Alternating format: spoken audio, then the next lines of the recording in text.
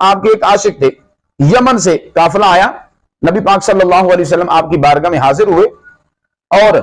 वो आशिक जो था उसको किसी ने सलाम कहा कि तूने ये सलाम जो है नबी पाक सल्लल्लाहु अलैहि वसल्लम आपकी बारगाह में पेश करना है। अब इन्होंने क्या किया, इन्होंने जो है यहां पे नबी पाक सल्लल्लाहु अलैहि वसल्लम की बारगाह में हाजिरी दी, और हाजिरी देने के बाद ये काफिला जो है मक्कतुल मुकरमा की तरफ रवाना हो गया। अब जुल हुलैफा के मकाम पे जब ये पहुंचा काफिला, इस बंदे को याद आया, हुजूर के आशिक को याद आया, सरकार के इस दीवाने को याद आया, मुझे तो किसी ने, हुजूर के गुलाम ने सलाम का कहा था, तो वो तो सलाम जो है वो रह गया। अब इसने काफिले वालों को कहा है, काफिले वालों जरा रुक जाओ, तुम जरा ठहरो, मुझे जो है